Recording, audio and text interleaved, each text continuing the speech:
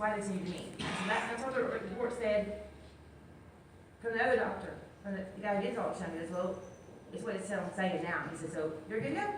I'm like, well, praise Jesus. I'm like, Amen. I wasn't worried at all. He just said, something wrong with me, you just pray away. I'm like, okay. Thank God.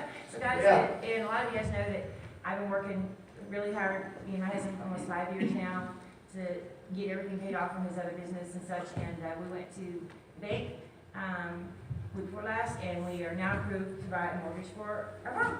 So we started our ministry. So that was just like a total miracle. My husband actually gave up. He actually gave up. And I said, it'll come, it'll come, it'll come. Trust God. Yes. And he said, I'm not going to doubt when you repray anymore and say, God told you something. He was like, kind of, sometimes whatever's going to happen. It always happens. He goes, I don't know why I even doubted it.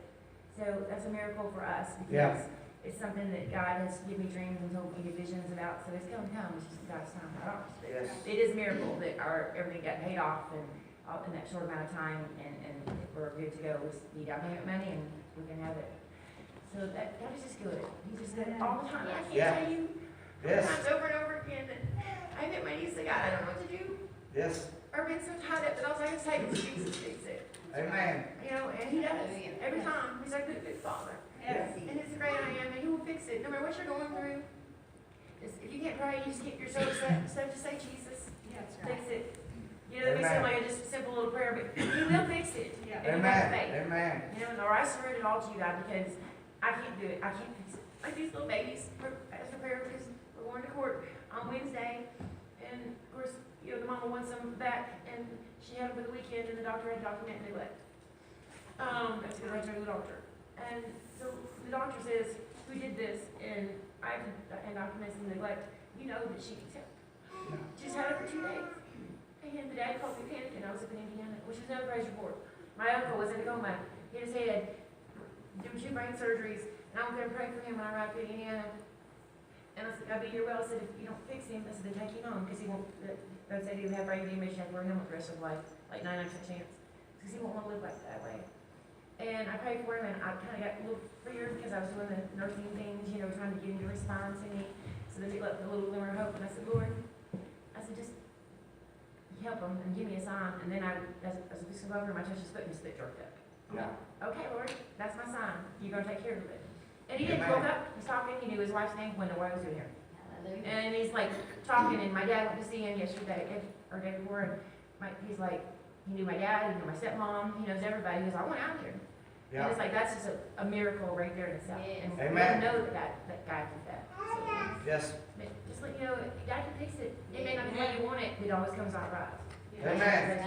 Amen. Praise God. Wonderful. God is moving, isn't He? Amen. Anyone else want to praise the Lord?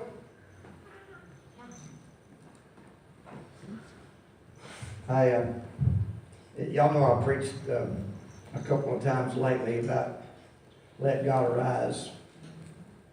I can't get that off my mind. I even talked about it again at the community supper the other night. But you know, it's like, come here, brother Tim. Stand out here, Sister Jennifer. Y'all come here, all y'all. Y'all move get up here now. Move get down. This kind of stand there, kind of block my way. You can turn this way or whatever.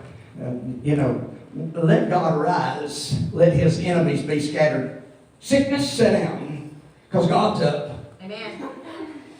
You got a banker, you know, that said no. Let your enemies be scattered. You know, let drugs, let those things let your enemies be scattered. You know, because God's got up. That's right. When God gets up, the enemies has to scatter. They have to flee. That's what you just testifying about. You know, let God arise. Build your faith in God, and let your enemies be scattered. You know, when He gets up, things have got to move. Things are going to get out of His way. Do you all understand how much power He's got? That when He just stands up, let God arise. Build up God. You start talking about how great God is, and God just starts scattering things out of the way. Wow, isn't that what we need in our life? To let our enemies be... Hey, y'all, sometimes our enemies is the same as God's. Sometimes they're not. Sometimes your enemies are not God's enemies. Y'all get that later. But I'm telling you what, we've got enemies that are the same as God's. And God says, I don't I want miracles to come in your life. I want this to come into your life. You've been wanting a house, here it is. Let your enemies, those things that are blocking it, get out of the way.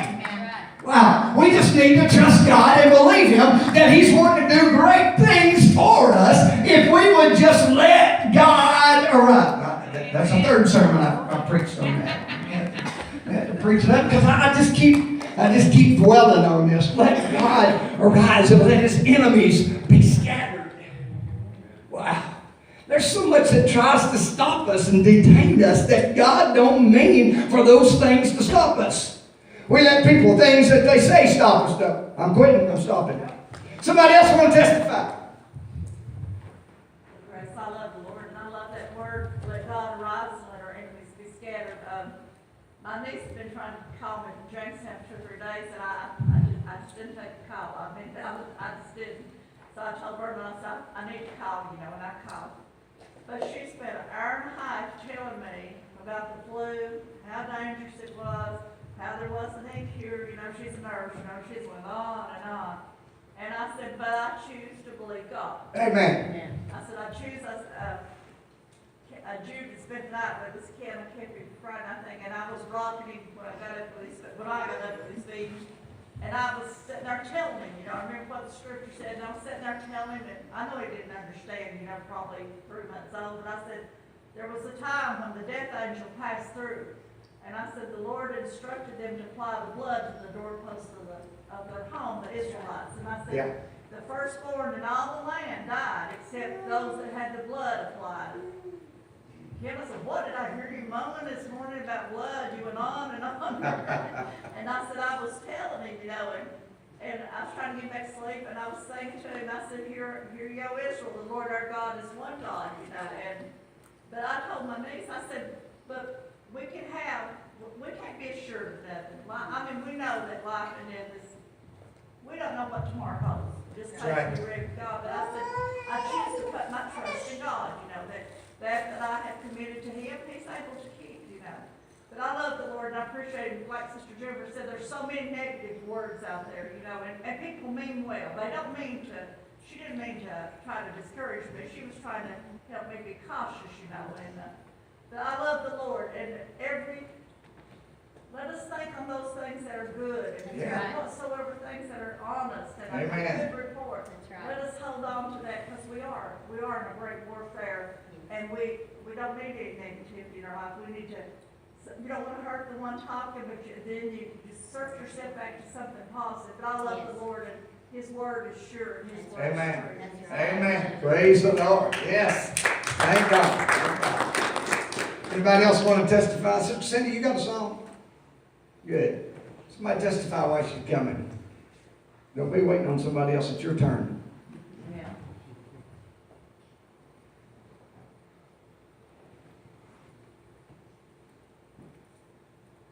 Everybody love God?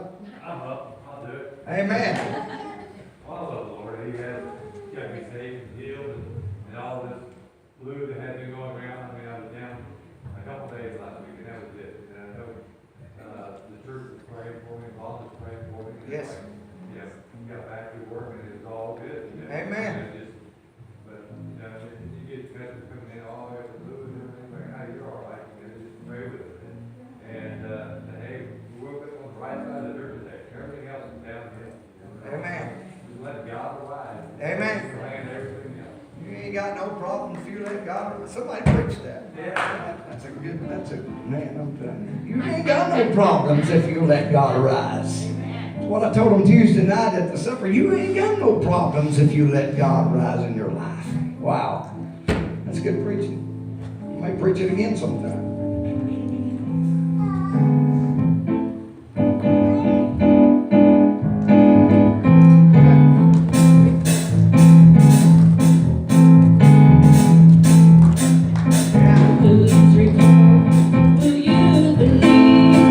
We shall believe the report of the Lord.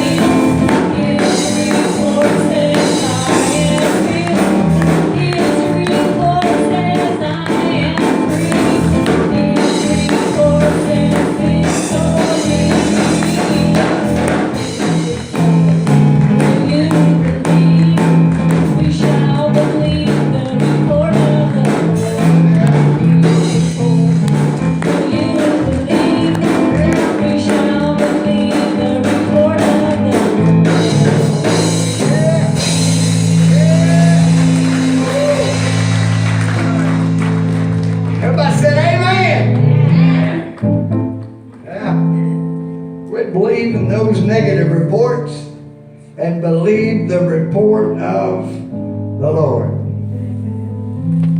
You better be careful, you're going to get that flu. Yep. I choose to believe the report of the Lord. Amen. Amen. Praise